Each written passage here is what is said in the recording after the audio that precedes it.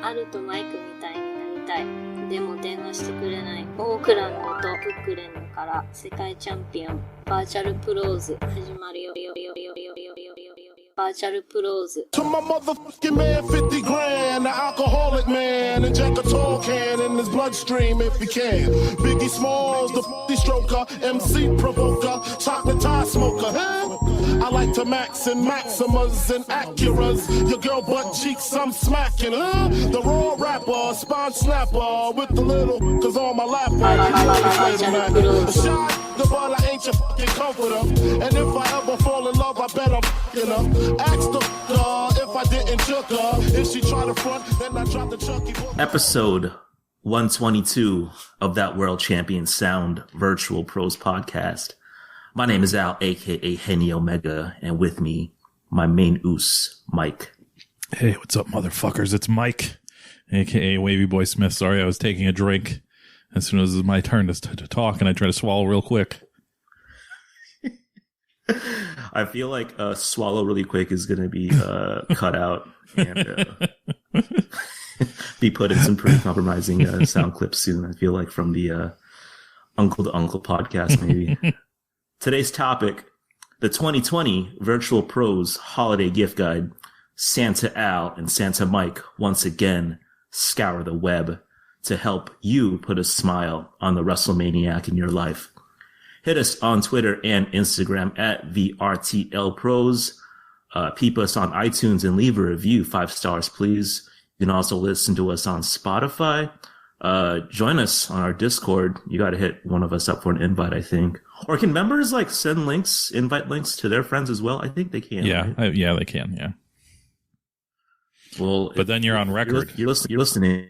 Oh, you're on record? That's right. I could Don't see, bring anyone lame. Yeah, if you try and infect the Discord, I can see who did it, and then I could call the police and have you arrested. Yeah, talk shit with us there, and if you want to participate, email us at virtualpros64@gmail.com. We got some emails to wrap up the final episode of 2020. Mike, you mind reading those for me? I think this first one is okay to read on the air. He didn't say not to read it, so I guess I'll read it. It's from Dimitri. It's titled Tom Strong Stalker.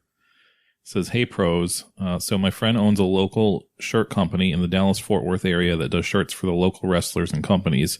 However, some of the fans have started going through their company as well now. This Tom Strong Stalker shirt," yes, the file name was called Tim Storm Stalker, came in from a local fan who was kind of crazy, lacks any and all sense of boundaries. So obviously they had to make it. Enjoy, Dimitri. And, I mean, if you guys are new listeners and you don't know the story of Tom Strong, it's Tim Storm's real name. Tim Storm hasn't really been in the public eye in 2020, but he used to be the former NWA World Champion. And, mentioned on the show quite a lot, but this t-shirt is I think this is it's like the type you would get at the mall where they just ask you for a bunch of pictures. And it's basically like just having a bunch of photographs taped to a white t-shirt. Basically, that's what it looks like. It's something. It's a lot of pictures lifted right off of Google image search. As a person who's done, Google image searching for Tom Strong. There's a few of them, and a lot of them with this person who I assume is a stalker, and Tom Strong. I don't know. And the back says, "I'm just as perfect," which I guess, means like I'm the person wearing this is also as perfect as Tom Strong. And I don't know, man. I really thought the only people who knew about this guy were us and like people who watch NWA, maybe, but I honestly didn't think Tom Strong had real fans, so this was pretty mind-blowing for me. I feel like there's a lot to hang our hat on by doing this project, the Virtual Pros. But where do you rank having Tim Storm turn into a bad boy?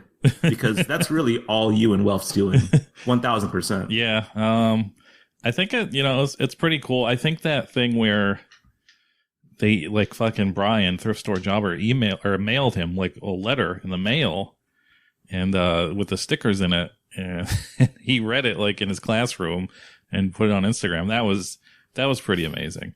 I also remember Dave Lagana, the guy who was running NWA, telling us to put our money where our mouths were and buy the shitty Tom Strong shirt. And it's like, dude, we gave your guy like fucking, like we influenced this. Like we made this guy popular and now you're trying to strong arm us to buy like a shitty shirt. And after that, I was just like, fuck them. But like, but yeah, like outside of that, I was just like, wow, man, you should be giving us shirts. But whatever. But yeah, the whole Tom Strong era of Vrtlpros is definitely very fondly remembered.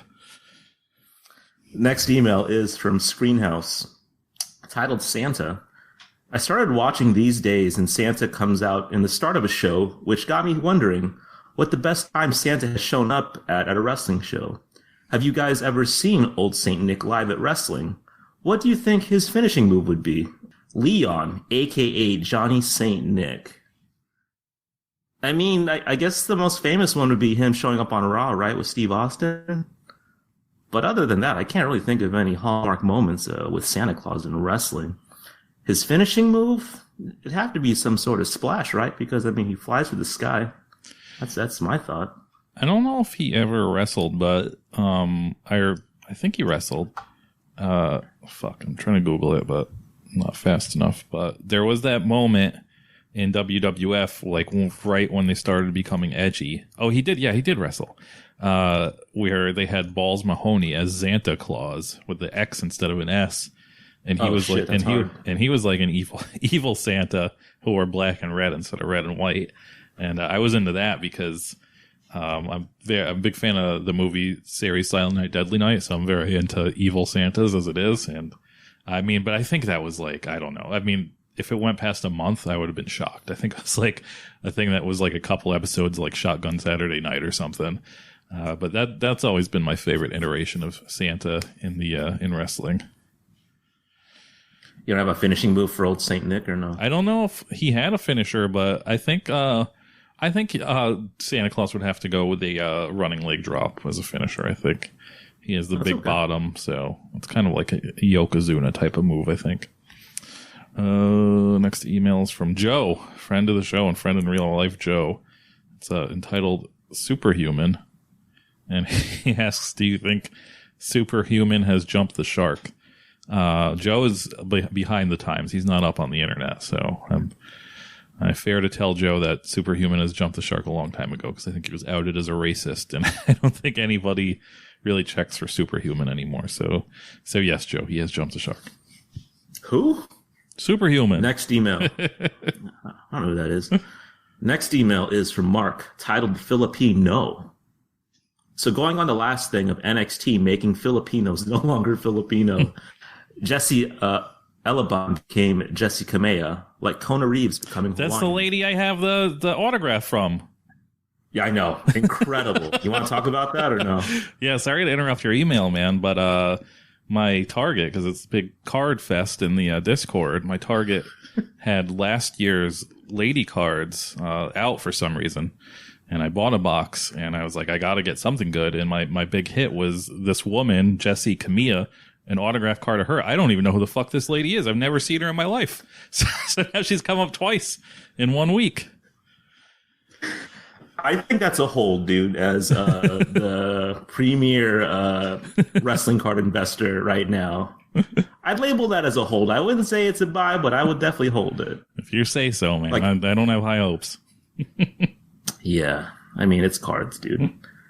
Then we got DJZ being in a Mexican cartel group. Fuck, that's right. That said, I wonder what others like Kofi and definitely Scott Hall and the Sultan were characters playing other ethnicities. Huh? I don't get it, Mark. That said, I wonder what others like Kofi and definitely Scott Hall and the Sultan were characters playing. I guess what others thought. Oh, yeah. Okay. They were thinking the 1st and the 15th. They were thinking about when that check was coming in, Mark. Well, that is my guess. I just he worked on these AKA, so I'll read Mark, AKA Montez Fjord, AKA Kevin Stees, AKA Ginseng Shinzaki, AKA Waka Michinoku. This adds another layer to this. I didn't know this Jessie woman who I just found out about by getting her autograph card. is also a fake Hawaiian. This is the plot thickens with this turning Filipinos into Hawaiians. This is something. As far as the other wrestlers, I imagine Scott Hall didn't give a shit. I'm sure Kofi Kingston felt weird about it. Scott Hall probably thought it was like a cool gig to be and just like to be Scarface. Yeah. I think I know I have. I don't know if I'm pretty sure Al has too. We've admitted that I definitely thought Scott Hall was a real Latino when I was a kid. So. Oh, me too, man. Yeah, we both had our minds blown at the magazine rack when we saw him in AWA, just being a white guy. Yeah. So I'm sure he was fine. It was kind of weird the other day on one of the Pain Pigs episodes. I put on a fake Razor Ramon match, and he has a promo. And it's weird they made the fake Razor Ramon also do the accent. Because at that point, they could have just been like, he just talks like a white guy. He didn't have like, his skin wasn't as tan as Scott Hall. He was just kind of a white guy, but they still made him do the accent. Next email's from Andrew. Question for the show. What's up, Vrtlpros? The stipulations episode got me thinking about a stipulation I saw at defunct Indianapolis promotion IPW. Fans bring the weapons. My mom took me to this when I was in middle school. I took a stapler and my homie brought a cheese grater. It was a 12-man elimination match. One dude was named Poon Loke. Holy shit. If he's somehow still active, he's got to be top deathmatch name contender. Anyway, we watched Necro Butcher slice him fool up with a cheese grater right in front of us, and I stapled $1 to his head. A formative moment as a youth. Have you ever attended one of these? What did you bring? What would you bring to one of these in a post-COVID world? Shout out to all the card bags. Andrew, a.k.a. Edge Breaks, a.k.a. Alistair Crunchy Black, a.k.a. DJ Paul London, a.k.a. Juicy J. Robinson, a.k.a. Lord Infamous Stephen Regal, a.k.a. Project Pat McAfee. He got them all down there. Very thematic. I like it. Needs a Gangsta Boo in there somewhere, though. I've been to shows where people bring weapons, not me. I don't think that's my bag, but some people get pretty wild with that because that's like their hobby is making weapons for death matches. As far as me personally, if I can bring anything at all, I always like seeing people get hit with keyboards, but it's not like I have keyboards laying around. And I don't think I would buy a keyboard just for somebody to get hit. So I don't know. I mean, I got a lot of. Have you noticed that? Like, sorry to take this off track, but have you just seen the phenomenon of like people souping up their keyboards? Yeah, I don't know what the hell that is. I just assumed it was some young person thing. I don't understand that. I would assume young people would be getting more disassociated with keyboards these days because like, who even uses a fucking computer anymore? So I don't know. Yeah, young people, let us know what souping up your keyboard's all about because that was like a weird nerd thing like 10 years ago, but now it seems to be like a real hip thing to do.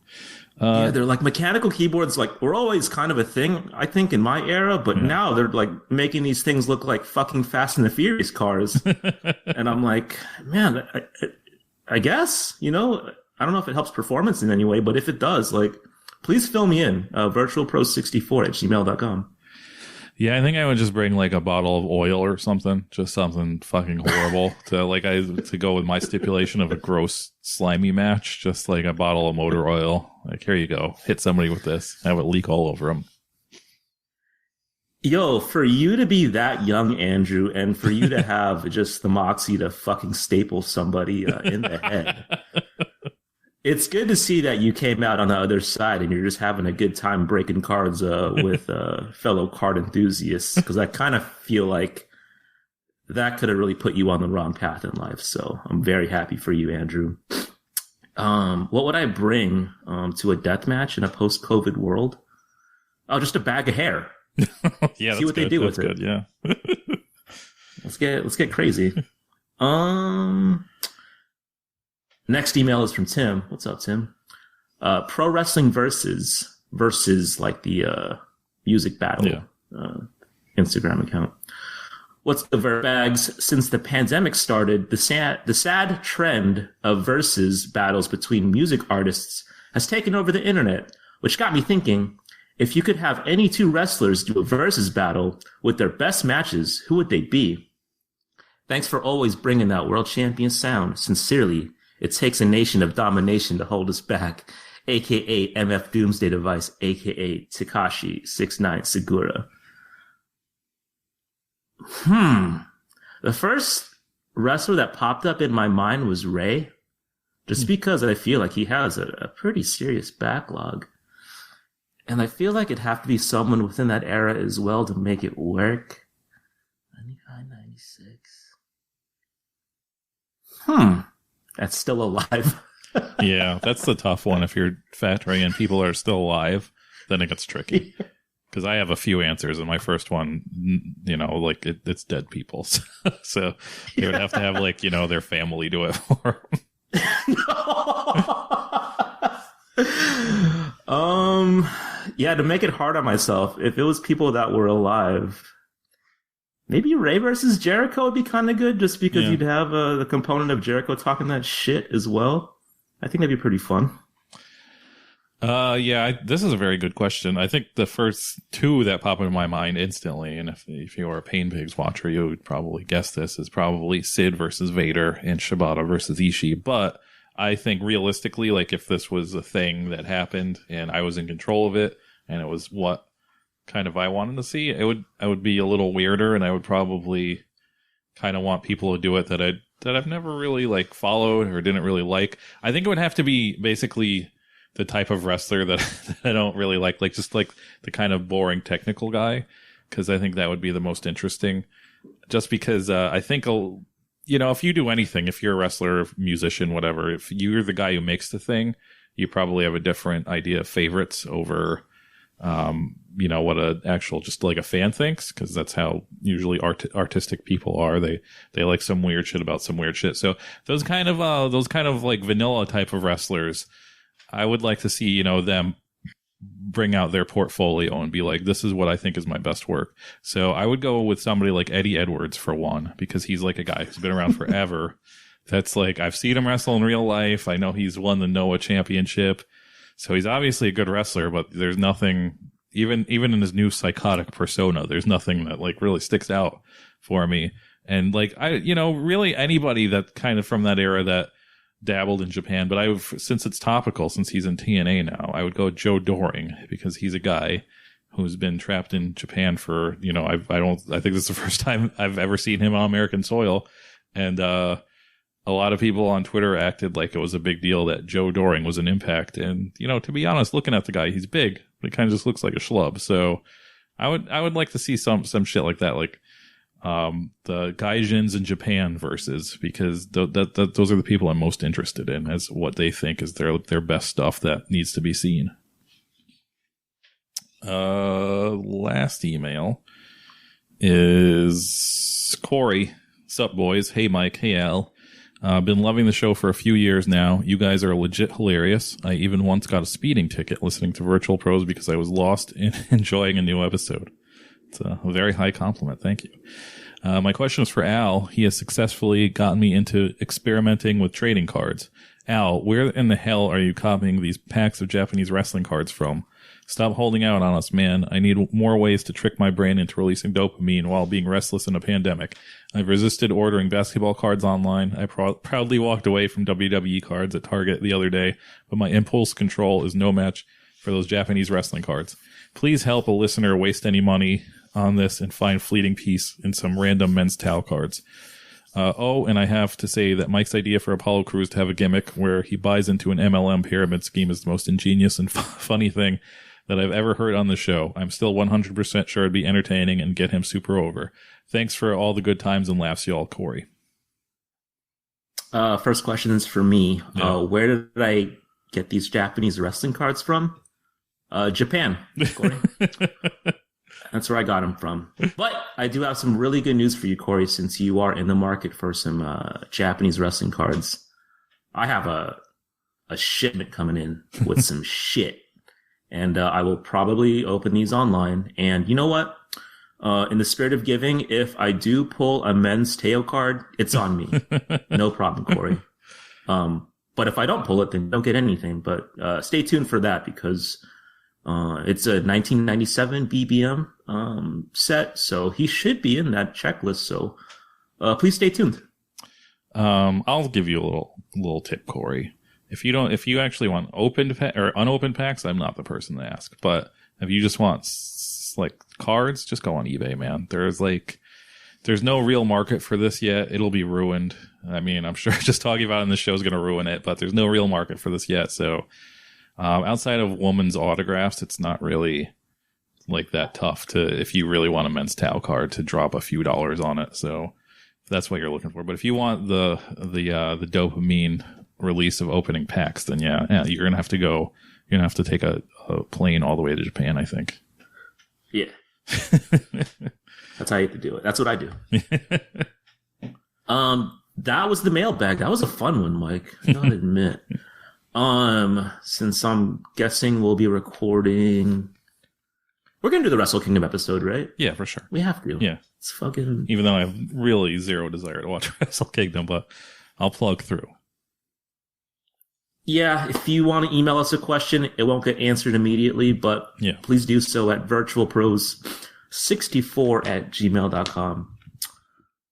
A pretty packed 2-man scramble, Mike. I feel like a lot of shit has happened since we last recorded. There's been a fucking promotion invasion. Mm-hmm.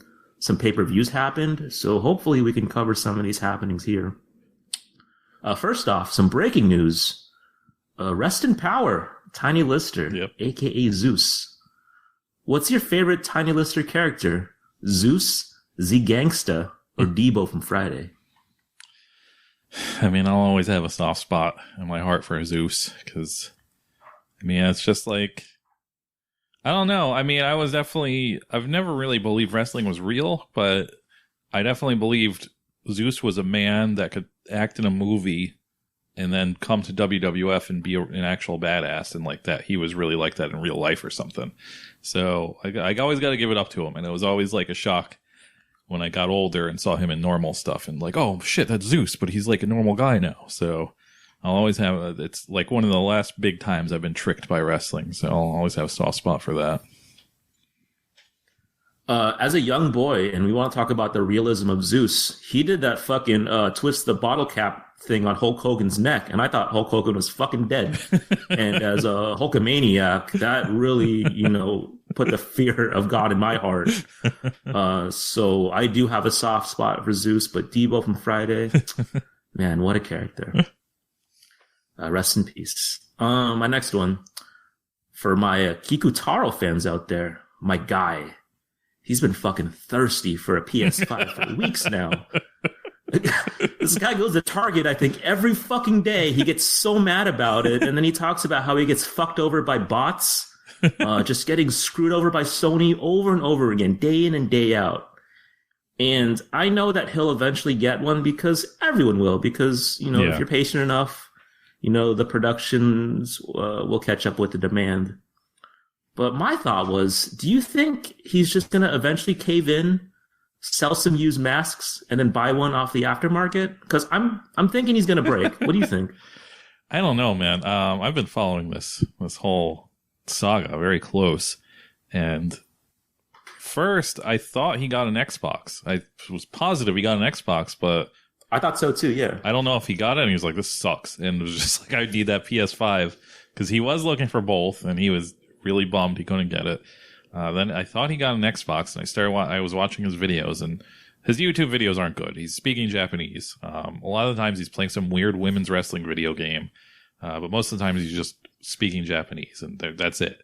There's nothing else going on. Like staring into the camera and just talking? Yeah, it's kind of like he's doing like a podcast or something. I don't know what the fuck he's doing. Like, I don't know if I don't think they might be live streams. He might be talking to like other Japanese people in a live stream, and I'm watching the replay.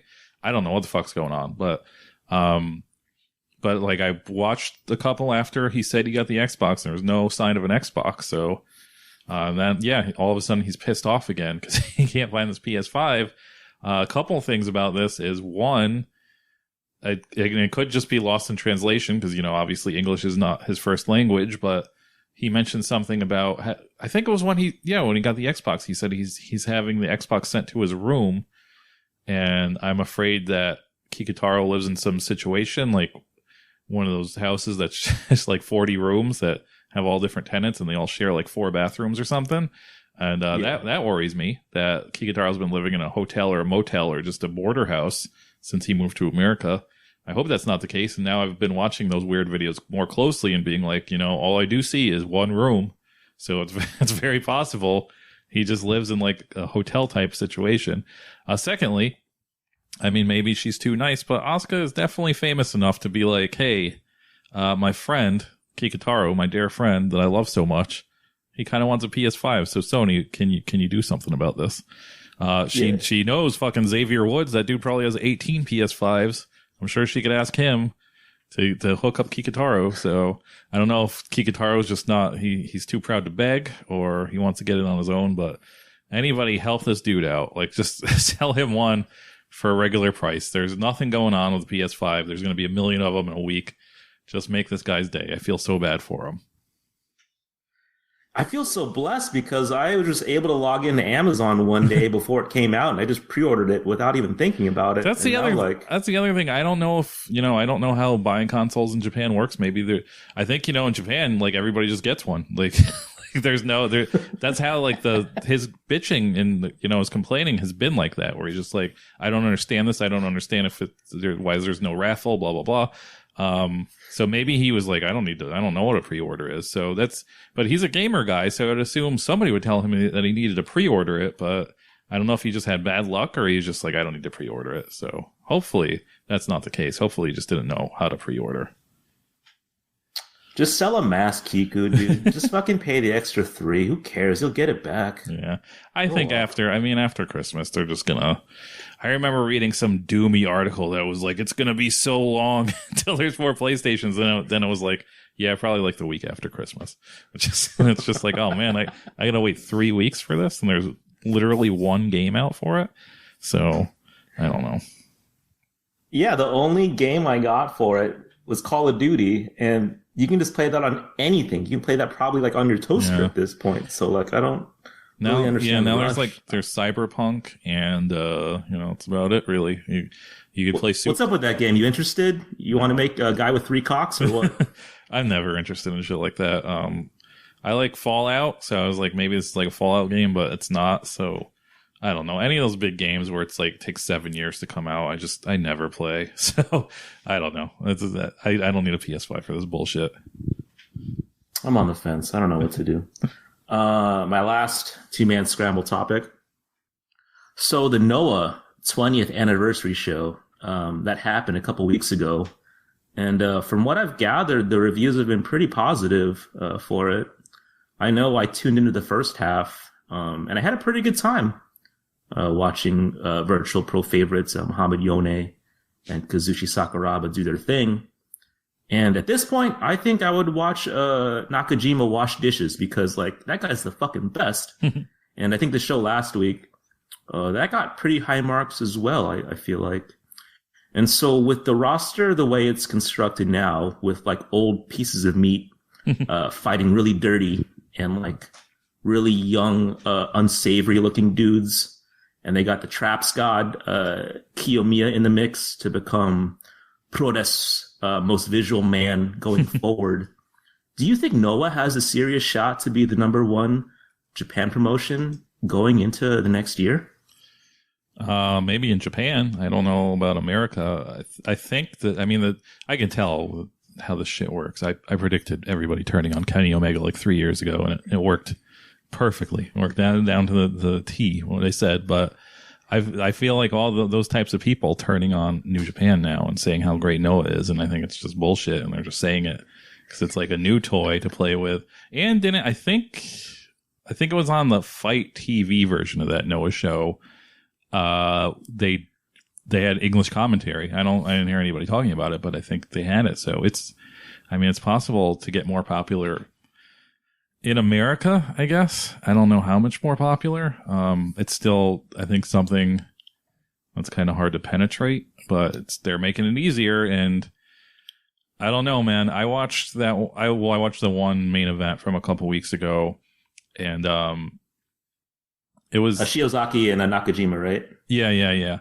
And it was good, but like I fell all 50 of those minutes or 45 of those minutes or whatever it was. And I don't know, like those guys are good, but it's still not really, it doesn't really do it for me. And then I watched I forget his name, but I watched some other some actual All Japan matches like modern ones because I'll get that out of the way for the year, and I like that a little better. But I think that was just more my style. But I don't know. I would give Noah a chance. I was going to watch that free show, and I just didn't get around to it, and now it's too late, and I don't care anymore. But, you know, it's cool if there's some alternative to New Japan that people get into, and then there's more than one Japanese promotion people talk about. There's no people in Noah yet that have really caught my eye. I don't think they do it in 2021, but they're kind of creeping up, I feel like, on the heels of Shinihon, with how cold it feels now, especially. Like, do you know anyone watching BOSJ? Do you know anyone hyped up for the new Super J Cup? Fucking I don't. I thought, are they doing 2 of them or is there one in America? Dude, it's so cold, I don't even fucking know, dude. Because I saw like an ad for it. It was like ACH. I don't think he's in Japan right now, so I assume it's in America. And I don't know. I think that's the problem. Is this was a bad time for to try and like come back full force because it's the season of just dumb shit after the G1 that no one really cares about to begin with, and it's just I don't know. I mean, you know, Wrestle Kingdom usually resets everything, so it's still possible that fire for New Japan will come back once Wrestle Kingdom hits. That was my last one.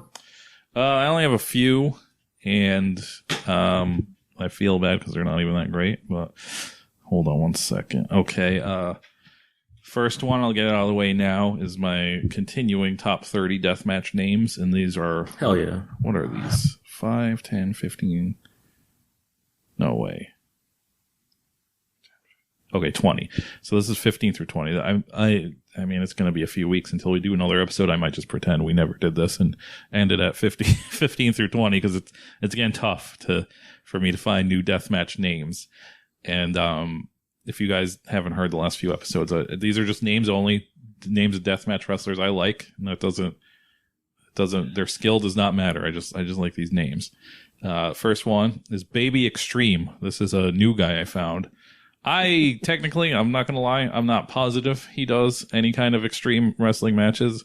He's a Mexican wrestler, and just with the marquees I've seen him on, I assume he does, Lucha Extrema, or their version of death matches. So I'm counting him Baby Extreme.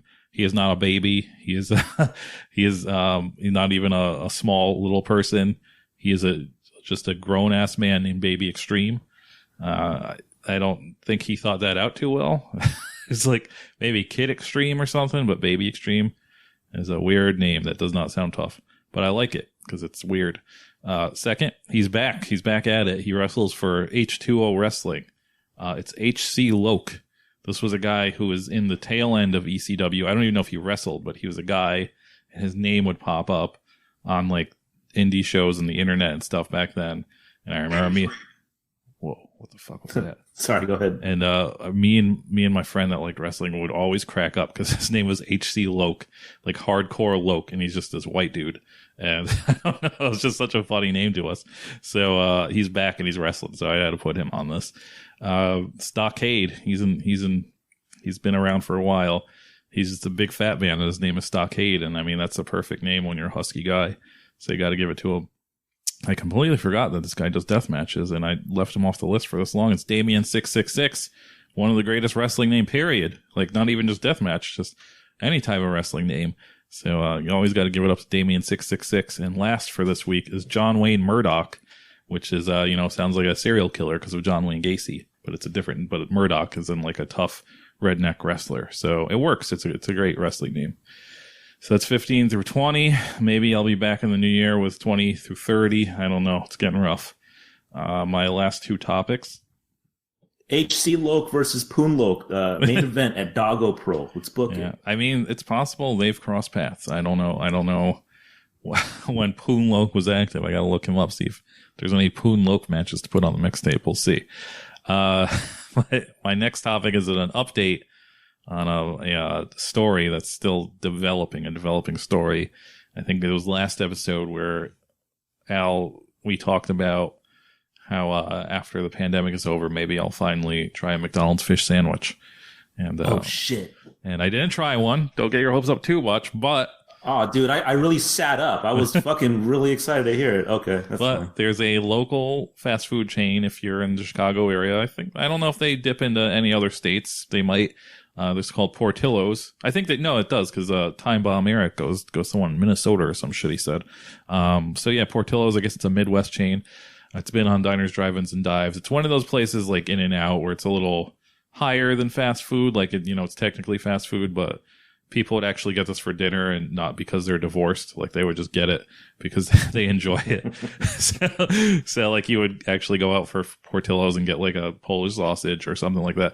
And that's what it's Chicago. So they have like a lot of Chicago food, like fucking hot dogs and Polish sausage and Italian beef and shit like that. And they're famous for that shit. And they're famous for, they have cake milkshakes where they just dump a fucking piece of cake in a milkshake and blend it up. And that's your milkshake. And, they just opened one near us. So we've only, since we've moved to Chicago, Illinois, we've only been to Portillo's like twice because they're not really near us. And it's kind of weird to get fast food delivered from kind of far away. But now there's one close enough where they A, deliver, and B, it's not weird to get fast food delivered. So, we ordered it. And for whatever reason, my girlfriend was like, I'm going to get the fish sandwich because people I work with said that was good. And I was like, why are you talking to people you work with about what's good in a fast food place? Like, what the fuck do they know? So, but anyways, that's a different story.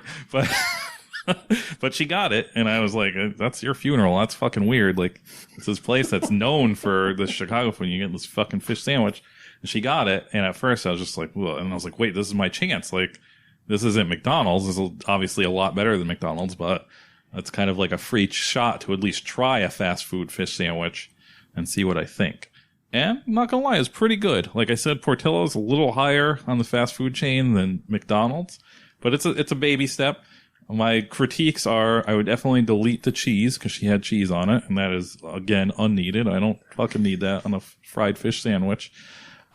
Secondly, this was because it was delivered, but they put tartar sauce on theirs, and they just put it on the sandwich and then wrapped it up and delivered it, and it was hot as fuck by the time I took a bite out of it, and that is gross. So, tartar sauce on the side, but does McDonald's, Yes. What was McDonald's? Do they have tartar sauce at McDonald's? Do they put it on the sandwich? I think they put, I haven't had one in a minute. I feel like they just put it in there by default. So, but I don't know. I don't know if like I said, it's been so long. I don't know if they use tartar sauce or like mayonnaise or what they use at McDonald's. It's crazy to me to think McDonald's has tartar sauce laying around just for one thing, but I guess that's how it works. Yeah, I mean, I like fish with tartar sauce. I also like it with just vinegar too, but so it was pretty decent. It's given me optimism about the McDonald's fish sandwich. It's still not like getting like a fried fish and chips or anything like that, but it was decent enough where I wouldn't probably ever order it, but if somebody ordered it for me, I wouldn't throw it out in the garbage. So little more positive about getting a McDonald's fish sandwich in 6 to 8 months, but it'll happen one of these days. It'll happen. My final topic, and I hate to do it because it feels so long. It feels so long since I've done this, but I'm gonna have to put Al on the spot right now. And Here we go. It's been a little while, but I noticed on Twitter that we started following somebody new, and I was like, I don't know who this person is, and it's some lady sportscaster, and as far as I know, I think she's on ESPN. I don't know, but you know, she's attractive. I'll say that she's an attractive woman. Oh, Mina Kimes? Yeah. Okay. And but she doesn't look like the type of woman that would, you know, put photos of like her in a bikini on her Twitter or anything like that. She seems like she's a professional woman that has a professional job, and she uses her Twitter to talk about professional things. So I don't know if this is Al's friend or he's hoping for that follow back or hoping for some feet pics by accident or something, but just a weird follow. Just wanted to point that out. Maybe you have some explanations that you want to talk about, or, you know, I follow weird shit too, like, but usually not attractive women, but that don't do anything attractive on social media.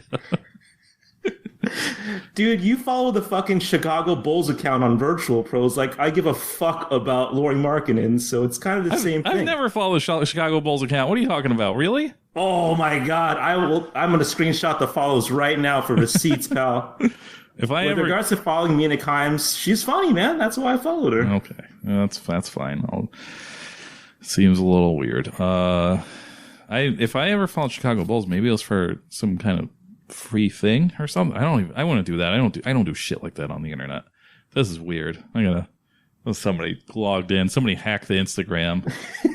There's no reason for me to fucking follow Chicago Bulls unless I did by accident. That's it. I don't have any more topics.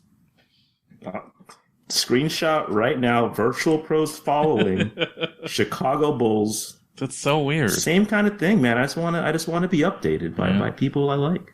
Okay. Up next. You thought you were going to get me, Mike? You thought you were going to fucking get me? Get the fuck out of here. Today's topic, the 2020 Vrtlpros Holiday Gift Guide. Santa Al and Santa Mike once again scour the web to help you put a smile on the WrestleManiac in your life. Please stay tuned. You got the blues. Sure. You feel the shoes. Numbers. She said you in the corner like an old Now we talking 7 figures, got it from the sacrifices, $250,000 tucked away, finally found the better route. I don't listen to the politics, I'm living better now, giving inspiration to the streets to get that cheddar now. Gotta push myself to go harder, I can't stop now. Thinking 10 years ahead while living like a rock star. Order car service to the crib to go and have a drink. The market looking funny, so it's giving me some time to think. From looking at the numbers from my brand, I can stop rap, but fuck that, I need $1 billion, I am not left. Keep mashing, go for more, nigga, don't panic. Never take no for an answer. For real. To live like this, you gon' have to take L's. You gon' have to fall off, you gon' have to bounce back. Made thousands off, it was booming in the trap. It was brain food for me. And we're back with Vrtlpros episode 122. This is kind of a signature episode. It's the 2020 gift guide. It's topical since Christmas is around the corner, but we also like finding weird merchandise that's wrestling related, and hopefully it helps you in your quest to find that special someone, some wrestling related goodies. For me, I have like 2 earnest ones and 1 really fucked up one. I'm sure Mike has found 3 just ridiculous items on Etsy, I'm assuming. But here we go. I'll start off with the first one. So, like Corey had asked in the mailbag segment, I get this a lot with regards to trading cards, like, what set should I get into? And for those that don't know, cards are back, baby. And, my answer a couple weeks ago, as a matter of fact, was WWE Chrome. One, because it was like pretty readily available at your local big box stores, like your Targets and your Walmarts. And when they dropped, like, you can get a chance to get like a rookie Rhea Ripley card, which is someone like I plan to bet pretty big on. Like, I think Alexa Bliss cards, when graded, like hit for like close to $300 or $400, and I think Rhea Ripley can reach that as well. But there was a more recent drop that came out, I think on Friday. And if you're looking to make this fateful dive into trading cards, look no further than 2020 Topps WWE Finest. And I think the Finest set, it has the advantage over Chrome for a number of reasons. I think people are pretty pumped about these Stone Cold insert cards. They're cut like in the shape of a skull. And I also think that the cards in general look a little more dynamic than Chrome. And most importantly, you get a chance to land another super rookie in Shotzi Blackheart. So with this set, you have the chance to hit on 2 super rookies. That's why basketball's so hot, because you have your John Morants and your Zion Williamsons. You have a chance to hit an autographed Io Shirai card. And it's the same price as Chrome. So for value and for hits alone, I think Topps Finest is pretty tough to beat. Yeah, I'm a pretty casual card guy, but I'm waiting to get my hands on these for a decent price because for whatever reason, it's crazy because they don't do it with anybody. Like, it seems they don't do it with anybody anymore, but it seems like they want Shotzi Blackheart on everything. So, that's a good sign. I mean, they might get bored of it, but it's been a while since they've had a person who wasn't like some horrible racist or like just an annoying asshole that they've been like giving tons of TV time to. So, and the lady wrestling cards are definitely a lot more popular than those guy wrestling cards. So, oh yeah, dude, men ain't shit. If this is gonna be a lesson that you're gonna learn from Vrtlpros, just know that men ain't shit, especially in wrestling cards. They do not care. Like, I think I sold a numbered Seth Rollins for like $3, and I was like, you know what? This is gonna go in a paper envelope. This is not gonna get the white glove treatment that I give to the ladies. Yeah, so, men ain't shit is my giveaway to you for 2020 listeners. Yeah, so it is a good thing if you have a big target near you. It's something that might be there for $20 a box, and you have a chance of, getting something that might be worth literally a few $100s in a couple of years. So check them out. So my list this year is mostly stuff that it's all realistic. Like, it's stuff that I wouldn't mind actually getting. Maybe at not this point in my life, but at some point in my life, I would have liked to get some of the stuff. And it's kind of like a list of things where I've found, not just with wrestling, but especially with wrestling or anything kind of dorky that you're into, and people in your family or your friends know about it, and they're not all into it, and then they'll get you gifts that are just like, like, oh, I got you this shirt that just says WWE on it, and you're just like, oh, cool. Where am I gonna wear this at? This is fucking stupid, but it's like a gift. And I think I've documented on this podcast when my mom got me some John Cena mug that had like beef jerky and snack mix in it, and it's just like, oh, I guess, so this is stuff, a little off the beaten path, like what you would actually get a wrestling fan that probably has or can buy anything they want. You have to think a little harder, and I would just love to do this. I would love to find these obscure gifts for people who are into like niche hobbies like this. The first thing is something like I was genuinely looking for something weird on Etsy, like Hal predicted. And I stumbled across this guy who does paintings, and I actually bought one myself, and it is the cover art of this week's episode. But it's this guy on Etsy named El Santos World, all one word. And he does other paintings besides wrestlers, but he does most wrestlers. And I think most art that you can buy that's not on a t-shirt from artists that do wrestling stuff, it seems like they put wrestling first, where it's kind of like, it seems like they're a wrestling fan first before they are an artist. And the appeal to their art is being like, oh, look at that. It's a wrestler on a piece of art. And that's pretty much all you get from it. This El Santos World, I'm not going to lie. I don't think his art is for everybody. I don't think it's universal as much as like some broader things that people make. But he seems to be a guy who's probably an artist over a wrestling fan first. And I think that is a lot easier to display in public without being embarrassed. This is something I showed my girlfriend with no context, and she's like, I like that painting. And she doesn't know who this wrestler is. And she's just like, yeah, I like that painting. But he does mostly like just faces of wrestlers, not even their full faces, about half of them. And I understand that. It's super hard to draw asymmetrical eyes that meet up. I'm a little bit of an artist too. I know your tricks, buddy. But they come out cool. He has like a lot of duds. I'm not gonna lie, a lot of them just don't hit the mark. Some are just like not that great. He does baseball players too. He does kind of a little more abstract art, but I think he has a few movie stars, but some of them really hit. The first one I was thinking about buying was a Nikolai Volkov that just looks like unhinged. It's just like the most unhinged Nikolai Volkov. This guy has like a lot of broad brush strokes, I guess you would call it. I don't know art terms, but it's a lot of painted acrylic on canvases. But, while I was scrolling through, and most of his shit on there is 5x7, which is, it's perfect size for something small to hang up. And it's $28 shipped. He has some bigger things that are like 46 for like 11x14s and stuff like that.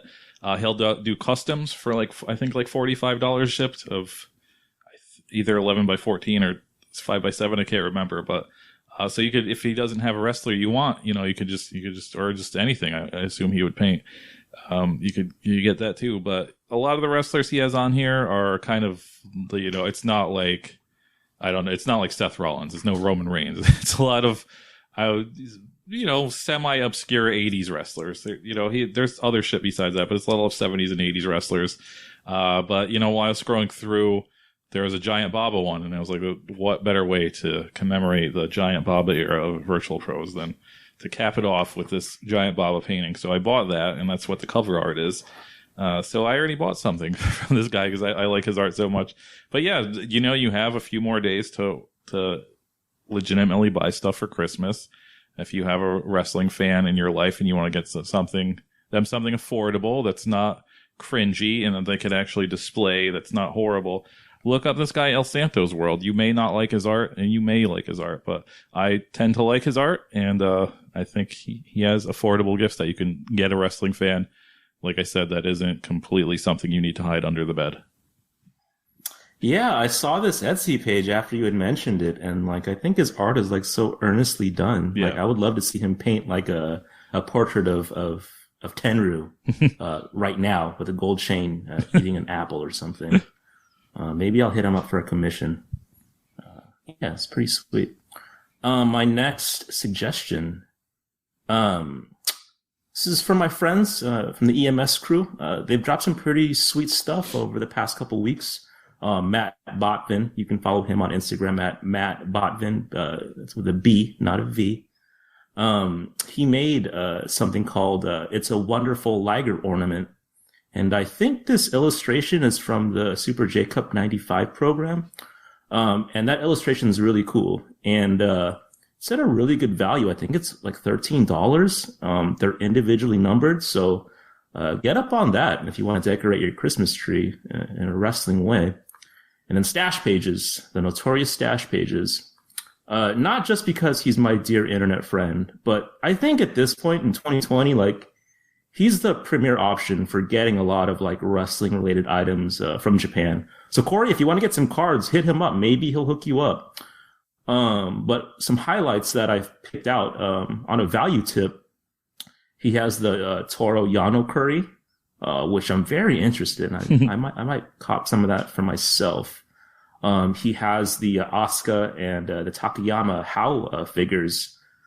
I think he only wants $55 for the Asuka, which is a super good price, considering the shipping times from Japan to America right now. He already has them in hand, and I think that's not a whole lot above retail. So, I mean, if you are an Asuka fan, take advantage of that. I also think he has that Jun Kasai vinyl toy as well, and I think that's going to be a monster in a couple years. So, pick that up as well. And he also made some barely legal sweatpants. I'm not going out at all these days. So, I mean, for me to have some sweatpants on deck, I think that's pretty huge. So, check out Stash Pages. I'm assuming if you listen to Vrtlpros, you're familiar. But his site right now is just rife with goodies. So, peep that. Yeah, I was going to show my girlfriend that ornament because she likes shit like that. I don't care about ornaments, but I didn't. I don't know. I don't know if she would want it, but it is something that you can actually get a non-wrestling fan. She loves ornaments. She might like it. She probably might like the drawing, but yeah, definitely good places to go for actual holiday wrestling shit. Again, that you can't just get from Walmart. So definitely check out Stash Pages and Matt. My next one is it's a little weird. It's something that there might be listeners to the show that might be I've known about this for years. You're a fucking moron. How do you not know about this? But it's definitely something that's not on my radar because I think it falls within the realm of tabletop role playing game. And I'm not even going to pretend I think that hate's a strong word. I don't hate it. I just think there's no use for tabletop role playing games these days. You have computers, you have the internet, you have video games. It's so much easier to play role playing games on those. Why are you using dice and papers and shit like that? But I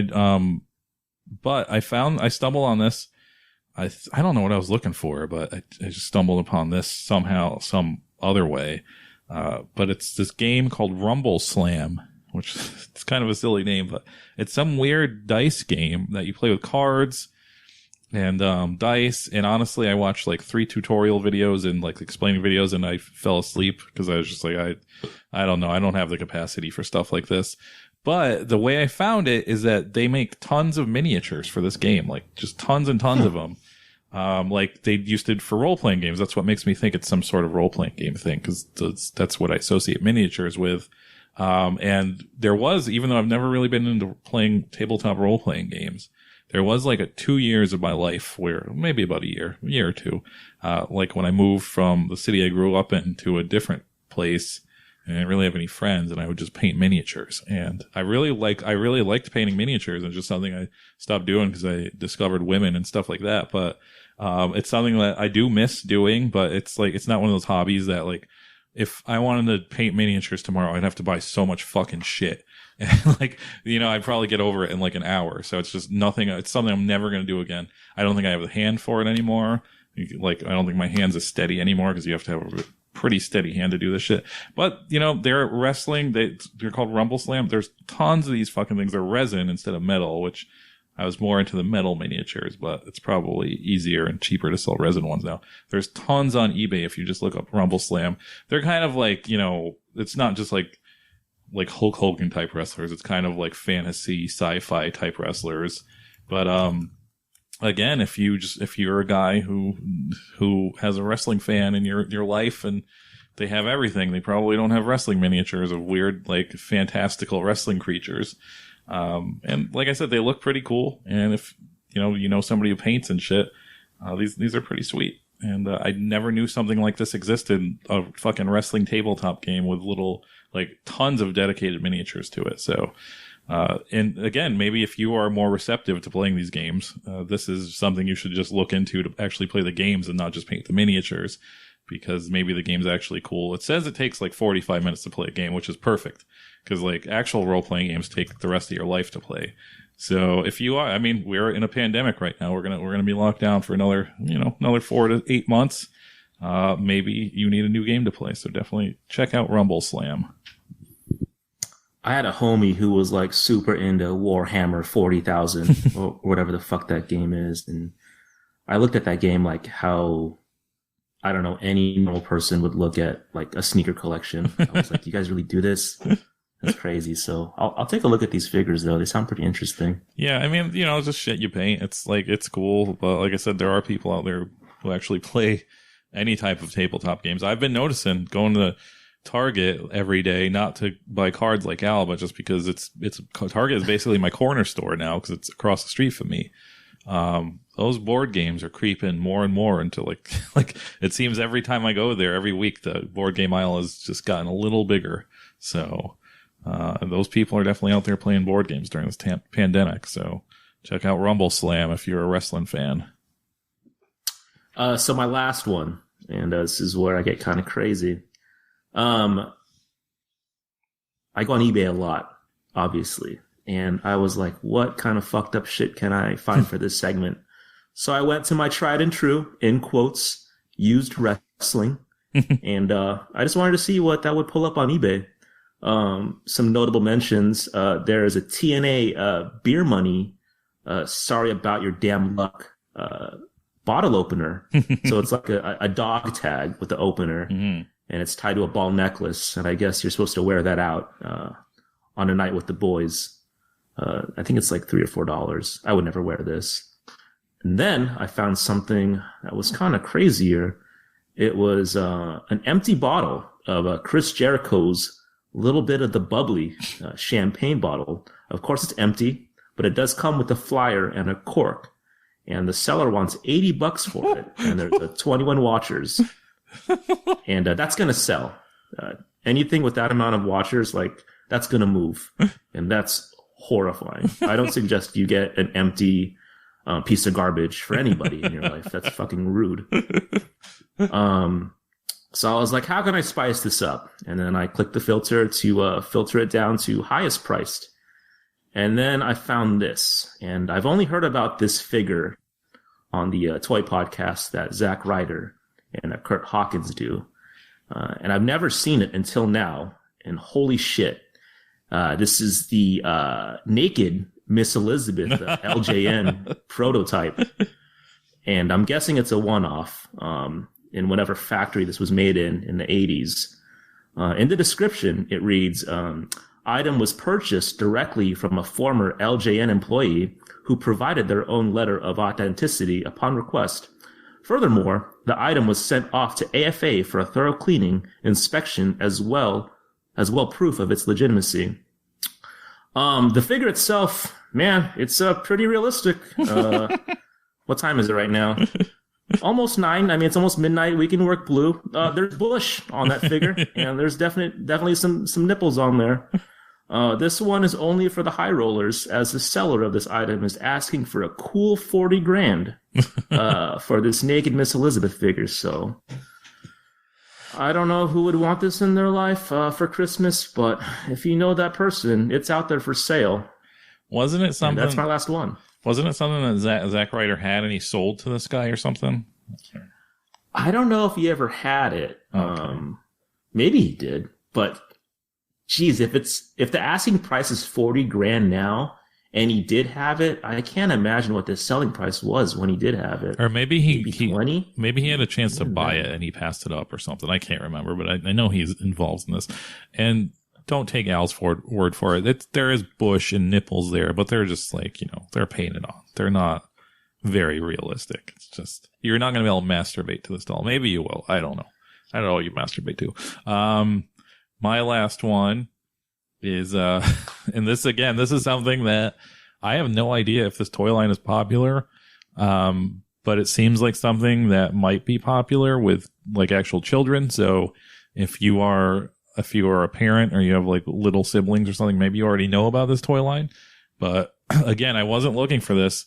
I stumbled across this toy line called Hangries, like Hangrees. And they're definitely, I think they want to trick people into thinking they're like Funko Pops. They look a little more like Dunnies, if people remember those. But there's a catch. They're kind of like they're kind of a mix between Funko Pops and Dunnies and also Garbage Pail Kids and wacky packages. They're just everything rolled into one. And the whole gimmick with these things is that they're shaped like a Dunny, but you can you could unhinge their mouths and pour in this liquid in this powder that comes in like a wacky packages type fake product. Like there's one called does that say Squirts It instead of Cheez It. It says Squirts It, and it's a box of things that say Squirts It. And you pour this in their mouths, and then you close their mouths and shake them up, and then they shit out a slime. Like they come with like glass toilets. Like it's real fetish shit for your children. And it's that weird shit where like I'll watch like an old commercial from when I was a kid, and they'll show like some toy, and I'll be like, man, they can never release that these days. And then I'll actually look into modern toys for children and see stuff like this and be like, this is fucking disgusting. Like, this is 10,000 times more disgusting than anything I grew up with. This fucking doll that shits slime into a glass toilet. But for whatever reason, they made a wrestling parody one. They didn't come up with a good name, and it doesn't quite look like any real wrestler.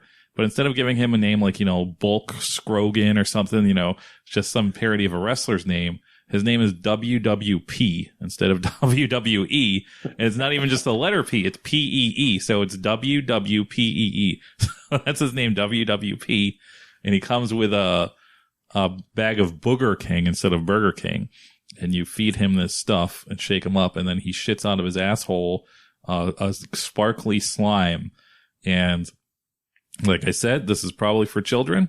And if I wasn't searching for an hour looking for stuff to talk about on this show, and I never found out about this, and Christmas time comes and my girlfriend handed me a thing to open, and it was something called Hangries called WWP, I would have fainted. I would have just been like, right there, that would have been enough for me to break me. But once I found out you shake it up and it fucking shits into a toilet, that would have been over. So if, again, it's definitely a novelty gift. It's not, but honestly, I don't know how these things can cost $10. They can cost $50. I don't know what the fuck the price point is, but if it's $20 or under, it's probably worth the 15 minutes of fun any wrestling fan will have giving them something that says WWP on it and shit stuff.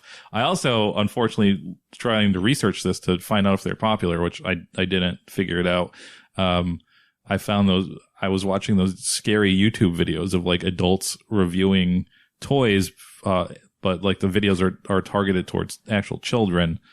And that's like a scary corner of YouTube that I don't ever want to visit. And there is one of the guys reviewing the WWP character that had a hunch that they were marketing, or they were trying to parody Lord Tensai. And let me tell you, buddy, they're not parodying or like Lord Tensai. I think that's the furthest guy they would ever parody. But yeah, just look it up. Look up Hangry's WWP.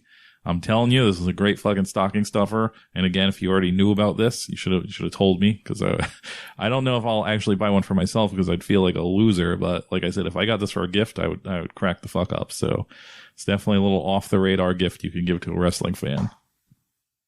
These kind of look like a little Mighty Mugs. Remember Mighty Mugs? Oh yeah, like yeah. Funko Pops. Anyway. Yeah. $10.95, bro. You should just get it. Yeah, $11. That's, I mean, like I said, if you know a wrestling person, get them this. It's fucking hilarious. Well, that was our 2020 buyer's guide. Hope you guys have a happy holidays. Up next, the world famous mixtape with Makoto, Terry Bam Bam Gordy, Bruiser Brody, and of course, the one and only Giant Baba. Please stay tuned. If I'm driving and his shit don't make me mash the gas and start smashing, throw that shit out, man. Drive over Bay Bridge and send that shit to Honolulu. Yeah. Hey, yeah. Whoa, whoa, whoa. Bitch. Hey, I don't want the head. I want the bread. Still running shit if I ain't had no legs. Riding no waves, man, that shit dead. I was drinking on tequila, now I'm back on him. Ayy, back on my bull. They be on E, I'm on 4. She wanna fuck, I'm like cool. Mama ain't raising no fool. Can't trust a hoe, that's the rule. I like my bitches indoors.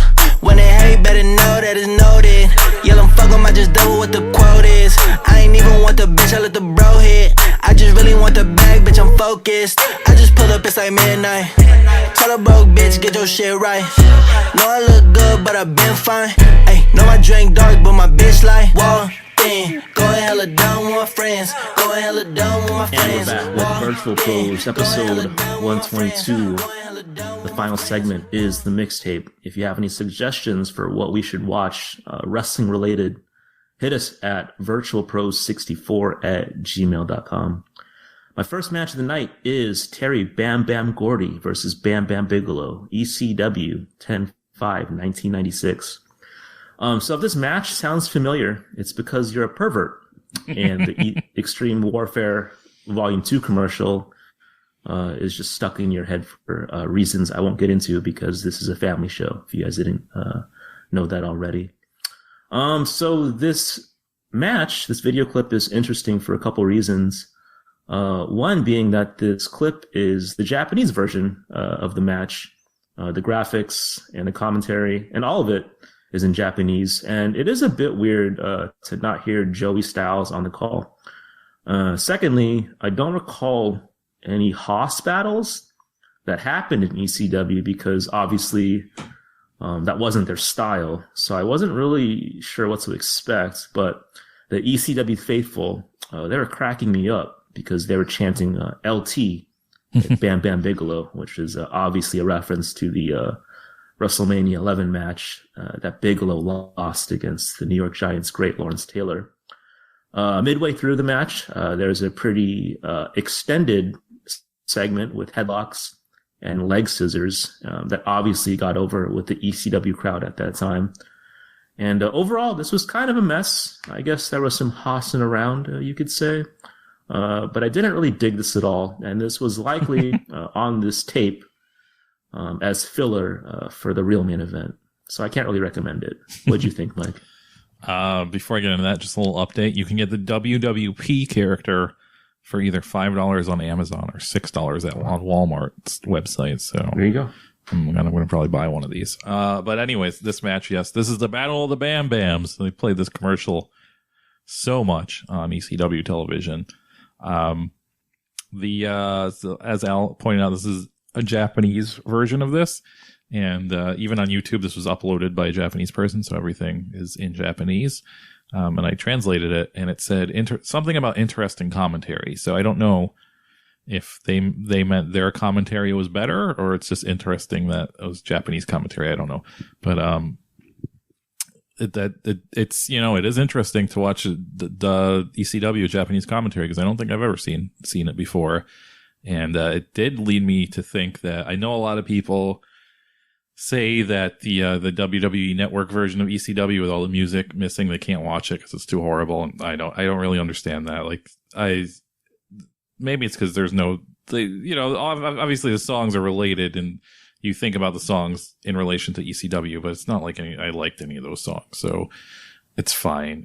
It doesn't really bother me. It's not like I watch it every day, so I can watch it. But what this made me realize is that taking Joey Styles' commentary from ECW probably hurts ECW more than taking away the music from ECW, because I definitely remember, like, in my mind, this match was great. I think you take that commentary away and you take that element out where it's just like you're kind of muting it in your mind because you don't understand what anybody's saying, makes this match, you just see that this match is not very good.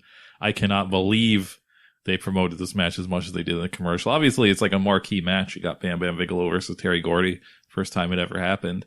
But like, they played the shit out of this commercial, and I don't know, it's just, maybe it's just back then you don't expect this great match, but it definitely does not hold up to the hands of time. This is not a great match. This is one of three matches on this mixtape that has a very long headlock sequence. This is another one. I'll get more into headlocks later. I think I'm not going to save it for later. But yeah, this is another match with a very long headlock sequence. Terry Gordy is massive here. He's like, he's bigger than Bam Bam Bigelow. He almost looks like a cartoon, because everybody he comes close to just looks like they're from another planet. And I think wrestling's kind of missing that body type of just a big burly man. There's like a few people out there, like Jake something. He's like a guy, but Brody King. But I just feel like those guys, the Butcher from AEW, I feel like a lot of those guys, I don't know, it could just be TV, but I feel like a lot of those guys would still look small compared to Terry Gordy. But I don't know, again, it might just be TV. He's in heaven right now, so we'll never know. They'll never stand next to each other. There's also a part where the table, like Terry Gordy pushes Bam Bam Bigelow into a table, and it just crumbles. And it really, I've always flip-flopped back and forth whether they really cut the tables or just seem that way, but that made me really think they actually cut the tables, because he kind of just fell lightly on the table and it fucking broke in half. So I do think they gave those tables a little help in breaking. But yeah, overall, like we both said, it seemed like something that was a lot better in my mind than actually it was. And I think Joey Styles' commentary helps a lot in situations like this. My first match of the night is Kana versus Makoto, Kana aka Asuka. And this is from 2012 Wrestling New Classic, the promotion that booked Backpacker Joe, aka Heloko. He might have even been on the show. I don't know. I chose this match because it's been a while since a Makoto match has been on this mixtape, and she's one of my favorite athletic women wrestlers. And she has a new, I think it's kind of like an instructional video out. I don't know. It's something called Gravure, something like that. I think it's like they teach you stuff. I think it's like classes or something, but I wanted to give her some promotion because I think she deserves it. So she has that new video out. Check it out. It's instructional. This is 2012. She's not a peak elite athlete in 2012, I would say. I think she's just working on her athletics here. And, so take that in mind if you are also a fan of Makoto. It's not the most visual, but, also what you'll notice is Makoto has a lot of bruises, like a fair amount of bruises in this match. And it's something that I've always wondered about, because a lot of, like, you don't see bruises on wrestlers a lot. Like, every once in a while you see them. And it's so crazy to me that they don't, like, it just seems like a job where you would just be heavily bruised at all times. And it's like such a rarity to see bruises on wrestlers. So I don't know, either she's really clumsy or she has really light, fair skin, but she has more than the average amount of bruises than women wrestlers usually have. There's no commentary on this match, speaking of commentary. and that is, what makes this type of wrestling so popular with a worldwide crowd is that there's no commentary. Nothing else would make you want to watch this match. It's just the fact that there's no commentary. There's a long headlock sequence in this match too. There's a lot of like actual fundamental wrestling in this match. I think mostly just because it's women and you get it. But it reminded me that there's been, I don't know if it's just like the tweets I've been looking at or if it's a conscious thing that's happening, but it seems there's been a resurgence of the old school fools on Twitter now, where I've seen a lot more tweets about, man, look at that side headlock and stuff like that. And so if you're in that camp of look at that side headlock, these are good side headlocks to look at. I think these are the types that I don't mind looking at. I like this fundamental wrestling. When it's Bret Hart and Steve Austin, not so much. There's a lot more revolutionary shit that happened since then. So I'd rather watch this kind of fundamental wrestling. And I think, that's why that fundamental wrestling happens in women's wrestling, because it's a lot easier to watch. Kana is wearing those like shin guards that go over your feet, but she's not wearing shoes. So she's showing off the boops, but no shoops. You just see you see those boops, but it's a good look. Also, lastly, I think there's a part where Kana starts kicking Makoto for real. And there's a little bit here and there of that where it seems like it gets a little too real, but there's some kicks in here that look like very real. Maybe that's why Makoto's all bruised up, because people keep kicking her for real. I can't really recommend this outside of instructional, educational reasons, but it's a match. So there's no commentary, so I can hear the breathing clearly. And there's boops. Like, this is already starting off at a 4.5 star minimum for me personally. And this was 8 years ago. Yeah. And you know what? Asian do not raisin, baby. Asuka looks exactly the same. That's crazy. First 5 minutes of the match, it kind of reminds me of an old UFC, or like someone who has like a serious advantage in wrestling is just smothering someone who doesn't know what the fuck they're doing. And in this case, Kana is just like unrelenting in her quest to smother Makoto with her body. And I'm wondering at this point, like, if this is some sort of sick Christmas gift from my co-host Mike to the listeners of Vrtlpros. I'm going to go with that theory. There's a guy in the audience with his sunglasses on indoors, and I was like, I don't blame you, brother. It's fine with me. And there are some parts in the match, I think Mike alluded to it, where like Makoto is screaming. Yeah. And I'm not sure if it's selling as much as Kana, like putting those joints to the brink of snapping, and it's pretty wild to watch. I like this, and Asuka's a Hall of Famer, and I hope Makoto as well.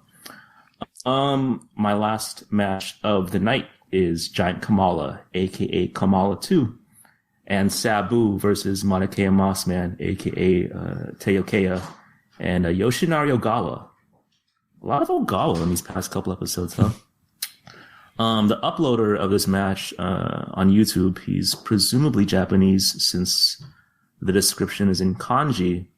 But the description for this match, when ran through Google Translate, is, quote, in a sense, it's a tag like Fire Pro. And I'm sure we've described like 90 matches on this show the exact same way. So I'm glad that this is like a very relatable way to describe matches worldwide. I'm going to give you 2 spoiler alerts here. 1, this match is fucking sick. And 2, Sabu wrestles his fucking ass off in this match. One of my favorite parts in this match is Mossman. He hits Sabu with what could be best described by me as like a really fucking hard slingshot tope. And then Sabu later on, he gets his receipt by nailing like one of the hardest slingshot somersault sentons I've ever seen, which I thought was impossible, but here we are. Like, you can hear the air just leave Mossman's body. It's fucked up. And speaking of Sabu, if we want to talk about old school fools and like best punchers, like I know Terry Funk is in the mix. Who else? Ted DiBiase, I think. Lawler. I know Lawler's good. I know they're all up there, but Sabu, like in this match, he has to be in consideration because he is just duffing people for real in the face, and it's pretty fucking sweet. I guess I'll talk about the other people in this match as well. Kamala too.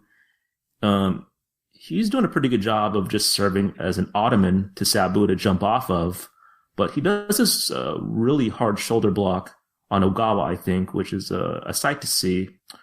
Ogawa is Ogawa. He plays like a really solid pest, and it makes me hate him a lot. And Moss Man, I think he's in year 2 in this match. He's still pretty green, but he does very enjoyable shit, like hit Sabu with a high kick to the head. And overall, I thought this match was really fucking entertaining. I think it's about 13 minutes. This was super fun, and I think you should go out of your way to see it. What did you think, Mike? Yeah, this it's crazy because this is a very good match, a surprisingly good match, considering all the people involved and how they're kind of just mismatched people. My first note was the like a Fire Pro match thing, and it's so crazy to me because it, like Al said, it's just we've described stuff like that, but the Japanese are the inventors of Fire Pro matches. They don't happen in America. We're not the people putting together these weird matchups. So the fact that they even call it Fire Pro matches is crazy. So that was cool. It also says in there that it says Sabu encounters Ogawa, and he's basically wrestling Moss Man 99% of the time. So I don't know what the fuck they're talking about. Yeah, there's a lot of Moss Man kicking Sabu for real, hitting him for real, and Sabu hitting him for real back. It's I don't think these guys like each other. I think that that really made the matches. These guys are hitting each other for real a lot of the times. And this is classic how I always envision him, classic zebra pants Ogawa. I think after last time he was on the show, I said something like he was useless, and I got a lot of hatred about how great Ogawa's been and his long history of everything since after he took off the zebra pants, but I don't care. This is how I remember him. And it just reminds me of how I think everybody who grew up in the tape trading era of watching wrestling, I think All Japan was always like the last hurdle to climb because it was like the most boring looking wrestling. And I just remember like being like, man, it's so tough to get into this because all these guys are just wearing like, there's a red panties guy, and there's a green panties guy, and then there's a blue, and it's just like no one has any gimmicks. It's just they wear clothes, and then like the most flair is this guy wearing zebra print 2-tone biker shorts, and it's just like, dude, you look like the biggest dork out of all of them, and you're the only one that has like some kind of pattern to your pants, and it's still just like, oh my god. So Ogawa is like the boss level of trying to get into All Japan at that point, because he looked like the corniest dude out of all of them. As Al said about the Ottoman thing, Sabu's jumping off Kamala, Moss Man's jumping off Kamala. When Moss Man almost kills Sabu with that plancha, he's even like, you could see him say, "Hey man, are you okay?" Because he just fucking almost killed him for real. And it was pretty crazy. And even, all that said, right there, it's still a great match. But then at the end, Sabu fucking positions Moss Man in the middle of ropes, like, crotch into the ropes, top rope, and then jumps off the top rope and gives him a fucking middle, like a Hurricane Rana, jumping towards the middle of the ropes. And I don't know. I've seen him do. I lost my shit, dude. I've never seen that ever pulled off that cleanly. It was fucking crazy. Yeah, this is like peak Sabu. I know even back then people were like, oh, he botches too much, but it looks cool as hell when he fucks up because it's like a car crash. And this is like peak amazing Sabu. This is like legitimately, I have seen quite a lot of Sabu matches in my time. He's been one of my favorite wrestlers since the first time I've seen him. And I would put this in at least the top 10 Sabu matches. This is, it's quick, so I think this might be a little clipped, not too much. Well, it is a little clipped. It starts like halfway through the match or something. But yeah, this is a definite recommend, especially if you're a Sabu fan. This is one of his better matches. My last match, and it's to end the Giant Baba era of Vrtlpros for the 2020. It's Bruiser Brody versus Giant Baba from 1980.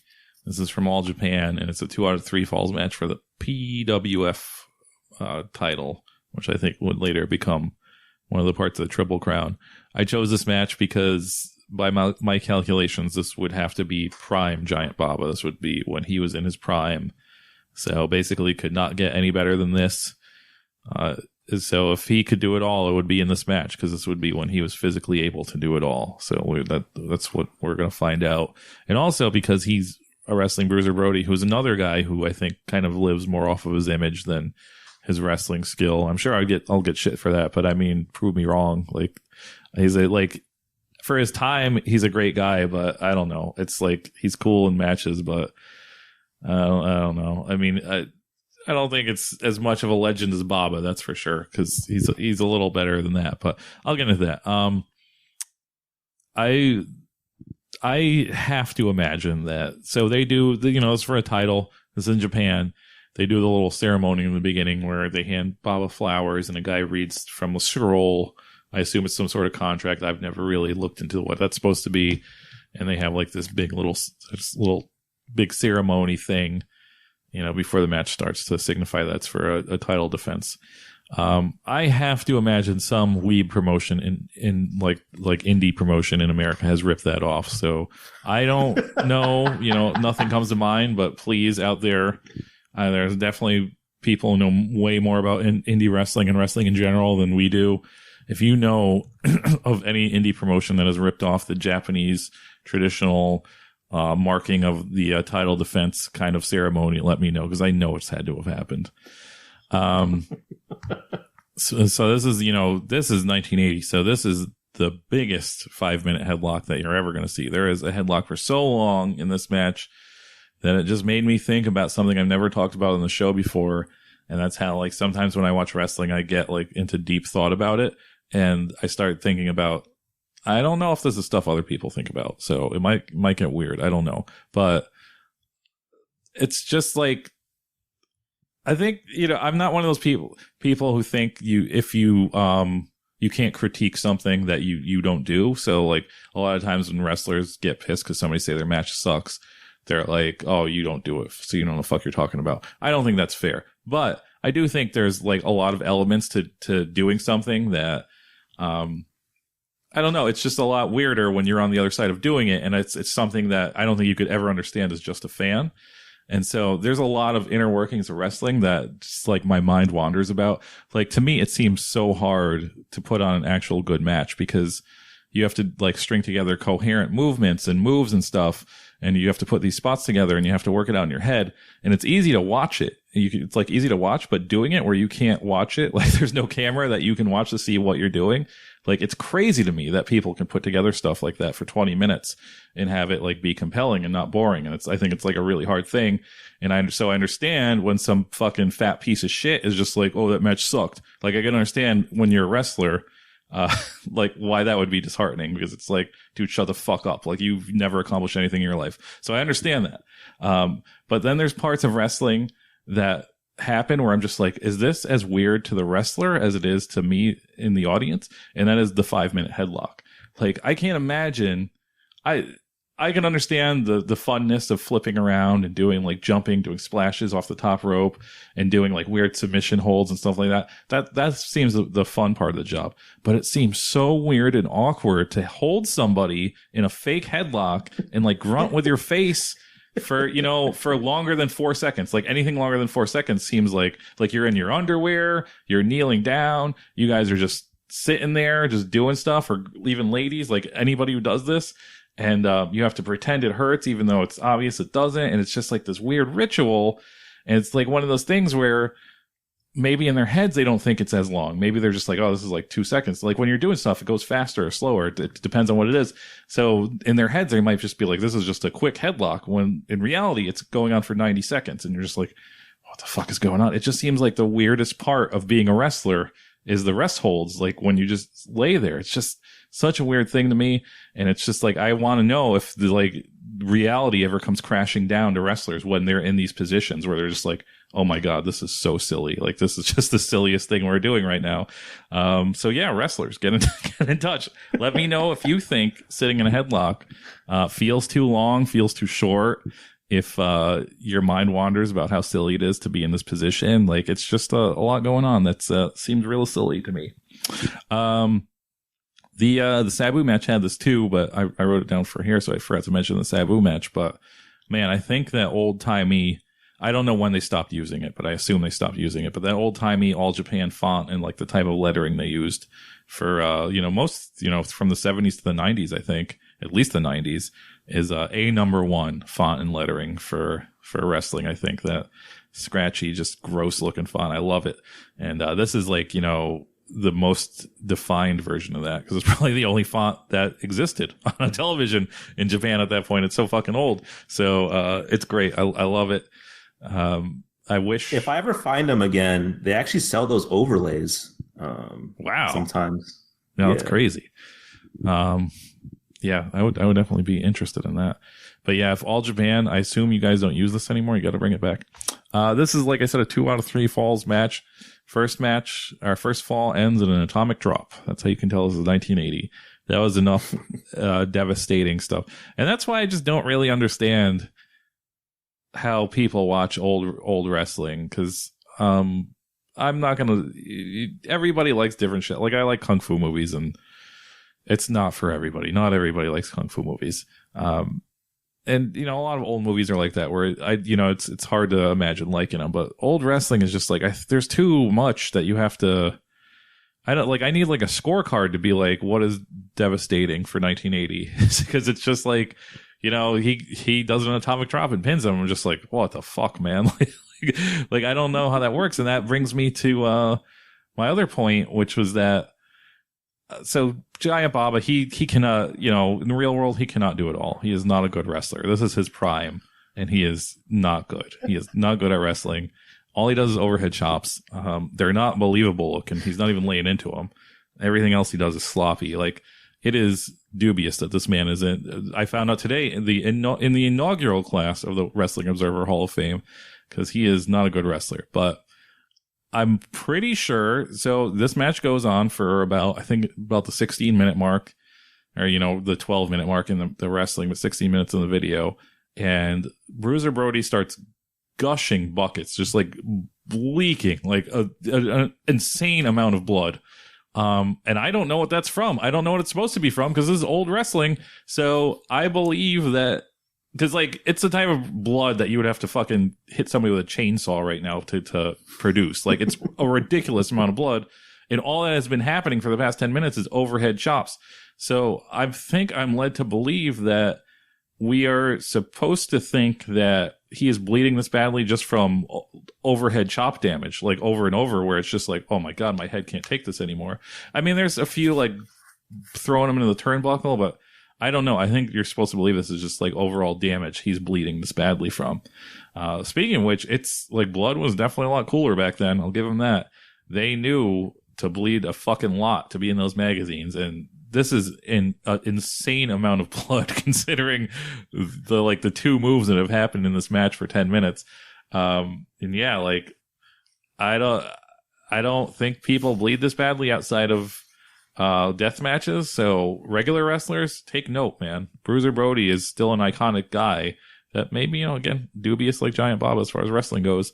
And it's because he knew how to cut his head open pretty badly. So next time you're in a match that calls for a little blood, make it a lot of blood. Just fucking cut your fucking head open. Learn how they did it back then, because it's apparently a technique that does not exist anymore, because no one bleeds this badly anymore. And do that, because it's pretty fucking gross. Then this match, I think it ends on a disqualification somehow. I don't even know if there's 3 falls total. I think there is just 1, and then it ended in DQ. And again, there was totally 3 falls. There was? Okay. Yes. Well, it does end on disqualification, right? I'm not missing something? Dude, Giant Baba, he does a fucking crossbody off the top rope to win it, which is insane. Okay, yeah, I must have been taking notes when that happened or something, because I swear to God, this match ended on a disqualification or something, because it just seemed to like end. Yeah, I missed a lot, I guess. But yeah, overall, I can't recommend this match. It's cool, like, to see that much blood, and it's fun to watch. But wrestling wise, this is not a good match. This is just kind of guys doing stuff. So Mike asked on Twitter, how many card break channels did I go through while trying to get through this match? I didn't go through any, but I'm going to come clean.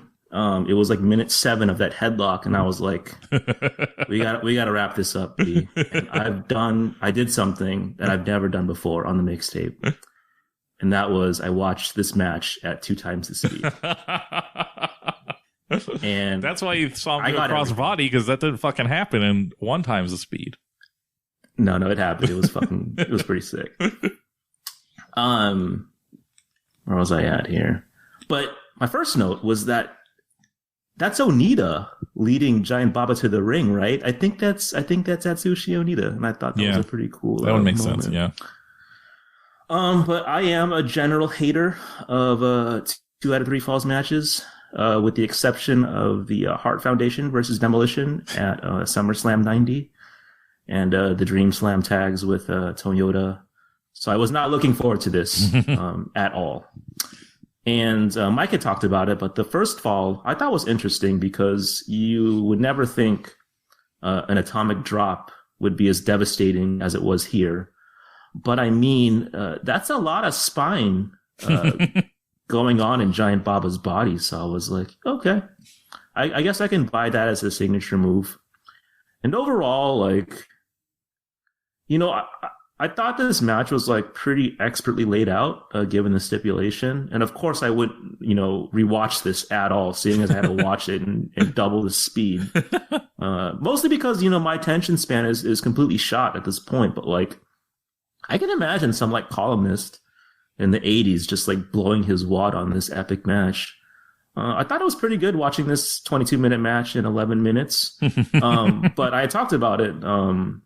I would love to see a Giant Baba high-flying compilation. If that doesn't exist yet, that'd be pretty sweet. You should rewatch Giant Baba coming off the top rope, Mike. I will. It's a sight to see. I somehow missed that. I even rewound because I was like, I think that's just ended by DQ, but I guess I didn't rewind far enough. Well, that was episode 122 of the World Champion Sound Vrtl podcast, the last episode of 2020. Hit us on Twitter and Instagram at VRTLPros. Peep us on Spotify and iTunes. Hang out with us on the Discord. And if you have any suggestions, hit us at VRTLPros64@gmail.com. Any last words for 2020, Mike? Hey, Happy New Year. And, I should be around for Pain Pigs on Twitch Mondays at 9 p.m. Eastern. Watch some weird wrestling. It should be during the, the little break of Vrtl So if you're missing the Vrtl, just come through there and talk to us. Happy holidays. Happy holidays. We'll see you guys in 2021 talking about some Shindehon. See you guys soon.